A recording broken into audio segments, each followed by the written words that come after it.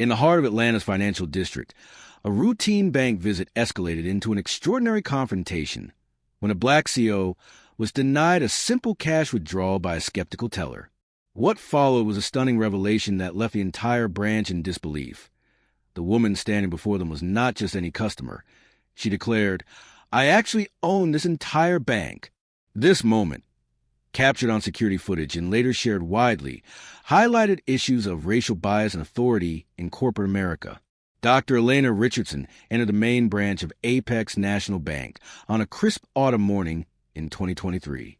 As the founder and CEO of the institution she had built from the ground up over 2 decades, Elena had made a habit of conducting unannounced visits to ensure operations ran smoothly.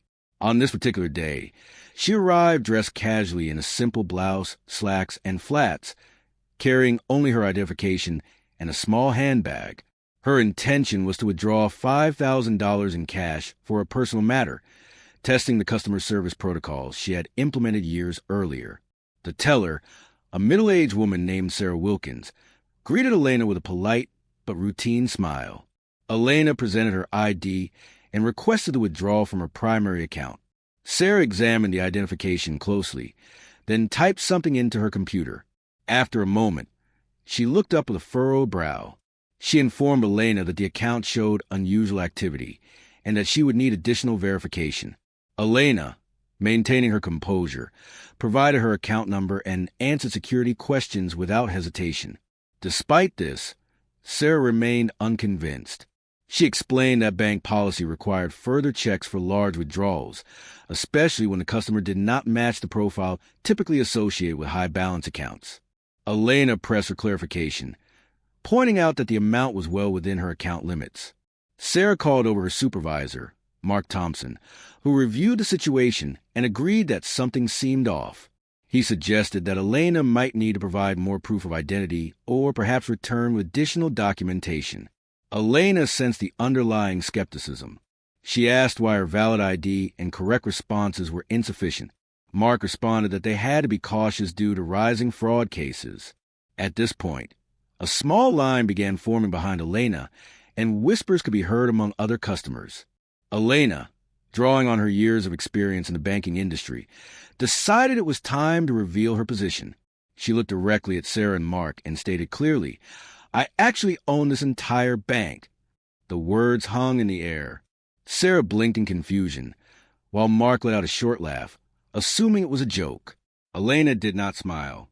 Instead, she pulled out her phone and dialed the bank's corporate headquarters, putting the call on speaker. On the other end was her executive assistant, who confirmed Elena's identity and authority. Within minutes, the branch manager was summoned from the back office. The branch manager, upon arriving, recognized Elena immediately from internal company portraits and meetings. His face drained of color as he apologized profusely. He instructed Sarah and Mark to process the withdrawal without delay. Elena, however, was not satisfied with a mere apology. She used the opportunity to address the staff about the importance of treating every customer with respect, regardless of appearance. News of the incident spread quickly through the bank's internal channels and eventually to the media. Elena later spoke about the experience in interviews, emphasizing how it underscored the persistent challenges faced by black professionals in positions of power. She implemented new training programs focused on bias recognition and customer equity across all branches. Apex National Bank, under Elena's leadership, had grown from a small community lender to a major player in the Southeast, with assets exceeding $10 billion. Elena's journey began in the early 2000s when she left a corporate job at a larger bank, frustrated by glass ceilings and discriminatory practices.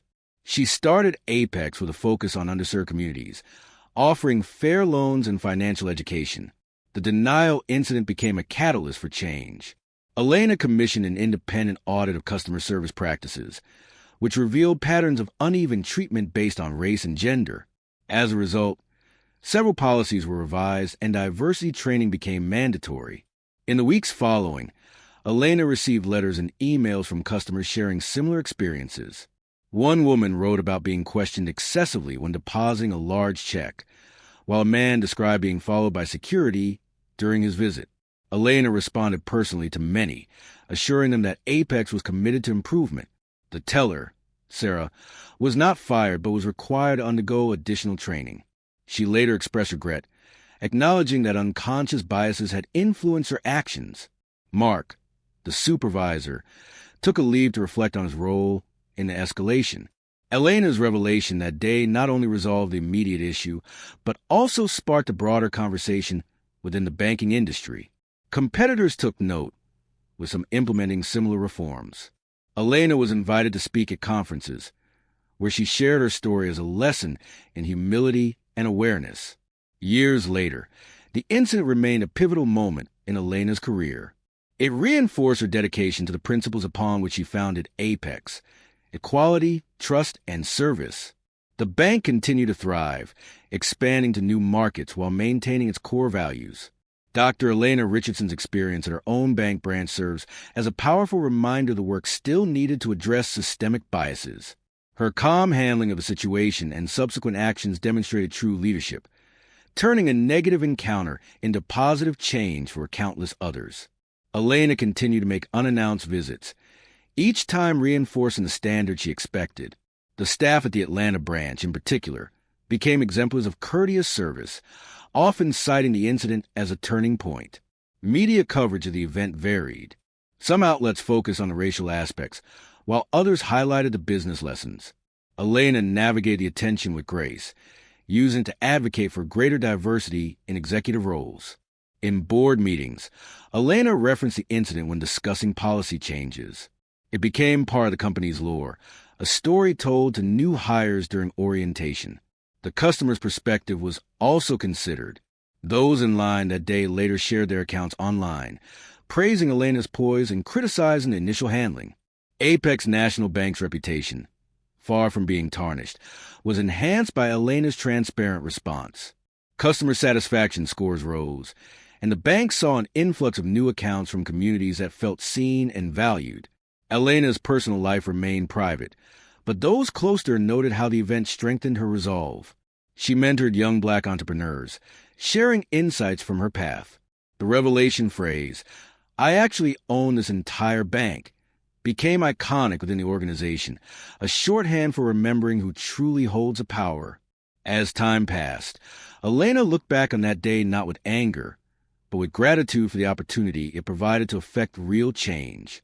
The story of Elena Richardson and the bank denial continues to inspire, a testament to resilience and authority in the face of doubt.